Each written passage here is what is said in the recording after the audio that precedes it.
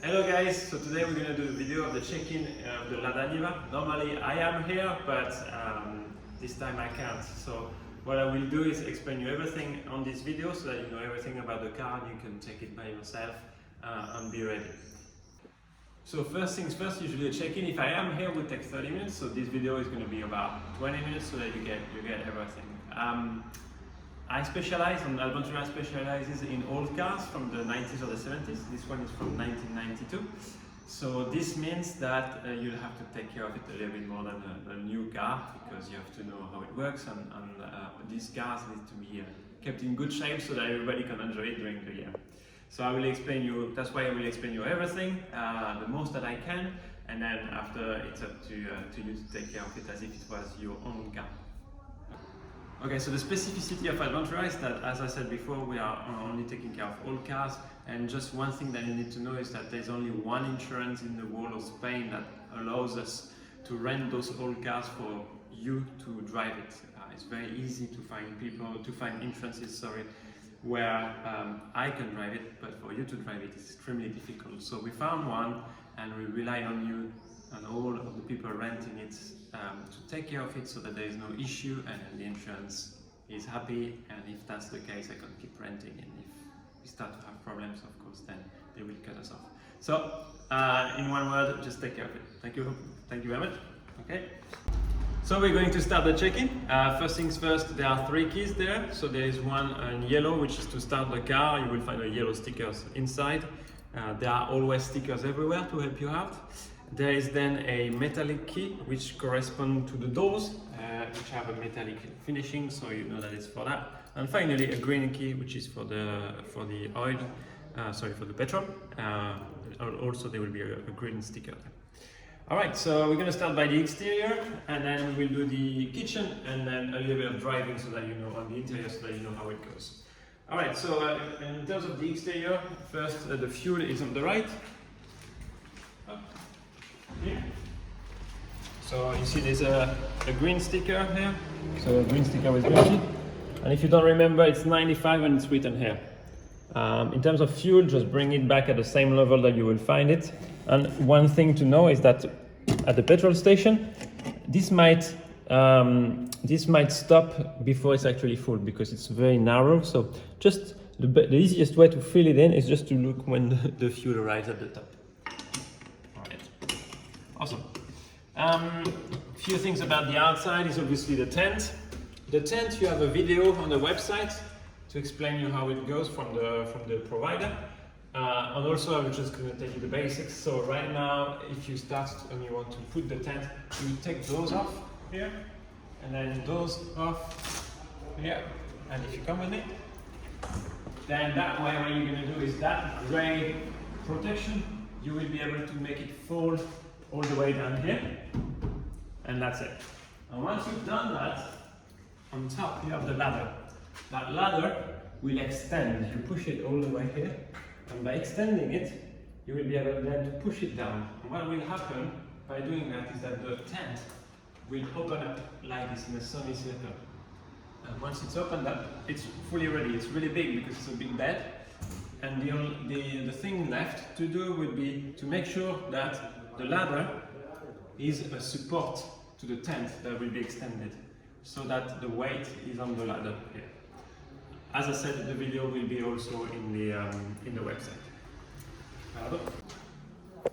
So about the exterior, there's not much more. So now we're going to go about the kitchen, which is at the back. We have taken the seats out of the car to create a pull-out kitchen. So first things first, to actually be able to light it up, you have the light here. And the button is right on the right, it's on the right here, up, and then you've got the LED light at work. And we're going to go from right to left. First, you have the water, which you open like this, and you close. Up. The water will fall directly down. There is no grey water, so don't worry if you see the water at the bottom. It's not the oil, it's just the water that has fallen down. Within that, you have here the water, so you've got 10 liters of water.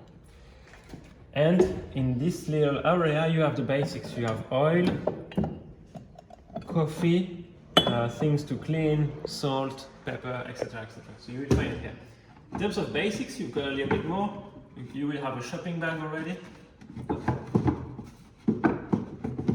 You have a shopping bag as well. You've got toilet paper for the cooking, and here for cleaning. Please bring everything back in the same state in terms of cleaning, so that we only have to do deep cleaning. So knives, forks in the same place, cleaned already, these kind of things. That's what we ask, because then it makes our life a little bit easier to prepare for the rentals. Now we're going to go about the fridge, which is here. So that fridge is got an on-off button, and then you can adjust the temperature. Right now it's at the right temperature. You can even, if it's getting a bit hot, you can push it to 4. And one good trick is to, so here it's open, it's got quite a big size. If you want to, yeah, exactly. And then if you want a trick, if you want something to be really kept cold, just put a bag of ice at the bottom. Buy a bag of ice, it falls in it, and then you just put it at the bottom, and that's the best way to keep it even colder. How is this powered? It's powered by a second battery, which is here at the back, and therefore the battery starts to be low or high depending on this voltage, right? So if it's below 12, it's low, and if it's above 12, it's absolutely fine. So right now it's at the border, for example, and that means that after a while you wouldn't have any battery. So what's the autonomy? You can have this without moving, fully functioning. You leave the fridge on in the night for 2 days, and every time you drive 2 hours, you've got half a day of autonomy more. So let's say you are going for a weekend or for 2 or 3 days and you drive every day, no problem. You'll be absolutely fine all the time. Okay, now we're going to go about the kitchen. So it's a pull-out kitchen. To do that, you can first you pull it out with this handle, up, and you can absolutely pull it out halfway here without doing anything. That's absolutely fine. You can do that. Now, most of the time you will want to pull it out completely.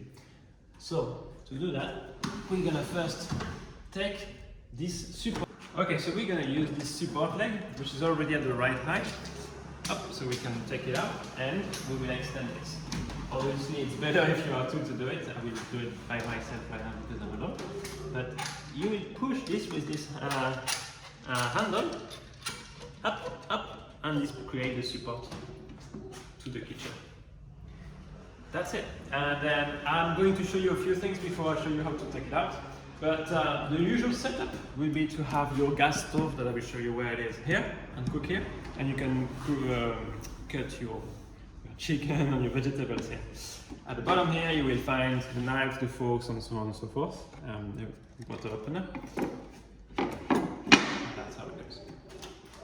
And now that it's fully extended, you will be able to actually access the other kitchen part, which is here, where you will have the glasses, you will have the coffee table, the coffee cup, sorry, the coffee machine, the pans, the pots, etc., and wine glasses as well. So everything is in there. And this opens only when you have fully extended. Now, once you've done, how do you put it back? So best way is to push that up, keep that up, and then here you will turn it. Here you've got this little metallic one that you will be able to push up, and it releases, and it drops down, and you can just put that back here, and this, bring it back just there where there's enough space for it. What else to know? Well, you've got the two chairs here, which are the small chairs that you can put, and the table at the back that you will see in other videos how they are done. Alright, that's how the kitchen works. Alright, now we're going to drive the car. So here is the key to start the car. It's got a yellow sticker, and here you have the yellow sticker as well. The ignition is on the left, so just so that you know. So you're going to put that, and then I'm going to turn it halfway up, and then the lights starts to come on. So first things first, we're going to go left to right. So first you've got the fuel level here. So it's right in the middle. As you say, when it's cold, you have to tap it to see the level. Yes, it is indeed like that. And it's written 95 and the tank is 40 liters, so that you know, right? So if you want to bring back the car the same level of fuel and you're at half, you want to bring back at half, well, you just put 20 liters and you will be there, okay? And here, that means that's for the handbrake. So the handbrake is on, the handbrake is here. It's a classical hold handbrake, so you just press that little button, push it down, and there you go, it's out. If it's a little bit put, it will tell you straight away. So just make sure that it's all the way down. Awesome. Actually, so talking about it in terms of the indicators, this is a 4x4, so it's got the revolutions here. Being an old car, the only thing to do is to never go above 3000, right? So because that's how the motor gets damaged a little bit, and also you will consume a lot of fuel. So right now this consumes 11 liters per 100, but if you go above, you will consume a lot more, 13 to 14. So advice, not go above 3000. And then here you have the kilometers per hour. Again, to help you, we've put the max here, which is basically 90 kilometers per hour. Don't go above, same for consumption level, and not to heat up the motor. That's how it goes. Everything is manual on this, so indicators and lights. So we're going to go about the lights now. They are here. So there are two levels, so you will just push it. Up. That's the first level, and second level. Now here you see it has opened, so I'll put it again. Up. There you go. So those are the lights for the night classic. If you want to put the full beams, you will push this one down. Up. There you go. So that's how it goes. And therefore the indicators are the small one in front. There you go. And the windscreen wipers are this one. Super. So that's how it goes. Always do it afterwards. Don't. If you were to leave the lights, you will use the battery, and that's not good. So just make sure to turn on the light after you started the car. Keeping going on the right. So the stereo and the charging your phones. All right. So you've got the adapter here, and you will put this right there, and you get USB for your phone. That's when you are driving. I always advise to charge when you're driving, and then when you're not driving, you can charge your phone with those things. So it's an external battery. You've got about 3 or 4 charges there, and then this one is also an external battery, but also a light for you when you are going to sleep. You can use this light as well, or you can use also to charge your phone. The stereo, we decided to switch it off, but we give a much better one, which is simply a speaker, and then you can use it anywhere. Okay, now we're going to go about the gearbox. So this is a 4x4, so it's quite nervous first, and it's got a very large gearbox. So here is the clutch point, so I'm going to put it, and you will see that the gearbox is very large. So the first gear is all the way on the left here, up, and second like that. The third is here, basically just up front, and fourth just down, compared to the neutral point. Fifth all the way on the right as well. So don't be surprised, it's very, very large. One thing that will happen to you very often is that you will do this at a traffic light, and then you're actually in third. Just so remember that when you're on traffic light, you have to go all the left for the first gear. That's it. Reverse gear, you push with your hand, with the middle of your hand, down, up, right, and down. The advantage is that you can hear it. You can hear if it's gone in. There you go. So it's gone in. And you take it up. So those ones, don't use it. It's for 4x4. So this is now disallowed just to keep the car in good state. That means you can still go into dirt roads, but nothing crazy. Just even dirt roads or slightly hills, but nothing with rocks, big rocks or anything like that. Okay. So I think we've explained everything. Now, one little thing here, the warning lights are here, so you just push it and it will get out. Perfect. All the rest that I didn't explain don't have much use, so all of these don't touch it, all of those same, they have no real use right now.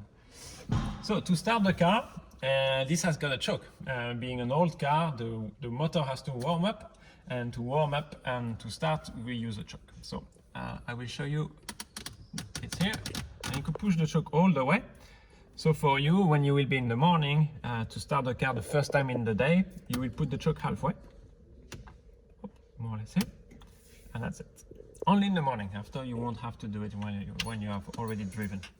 And then what I will do is just start, push the key on the right and accelerate in the same time with my feet here.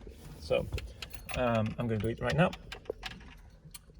So I'm pushing the key on the right and accelerating at the same time. Not before, not after, in the same time. Perfect. What the choke allows is the motor to keep going. I will push it more so that you see what it does. And now pull it out. So basically it allows the motor to keep going. So we're gonna leave it like this for a minute so that it warms up. Obviously for the purpose of the video I won't do it, but leave it a minute in the morning. And now I will show you that now if I was to start the car now that it's hot, I don't have to put the choke. So let's say you have already driven, you don't need it. There you go.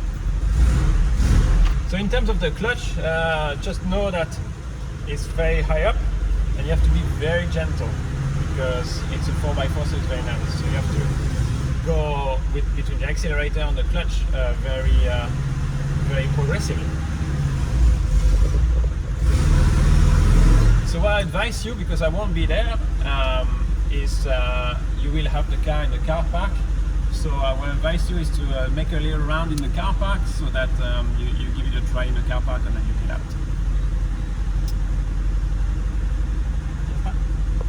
So here you will have the paper of the car inside this. You will also have your contract, so you will have to sign and then also sign and take a picture for me and send it to me. As it will be in a garage, in a car park, sorry, I will leave also money here in your little pocket so that you have the money to pay the car park. There you go. I think I have explained everything. As I said, take care of it the most that you can. Give it a little try in the car park so that you feel confident before you get out in the street. And we are here in WhatsApp for any question. How to adjust the seat, which I didn't talk about, is here at the bottom you've got a handle, a black handle. So you just push it up and you can just move like that. Job done. Final details. There are little stickers here as well. So that says do not use this one, do not open this one, just use those ones. And you can just push down. Right. Don't use those ones because they're hard to put back. Also being a car from the 90s, so that you know it's normal that it smells a bit of fuel, especially at the beginning when you turn on the car. So don't be worried about it. It will smell of fuel.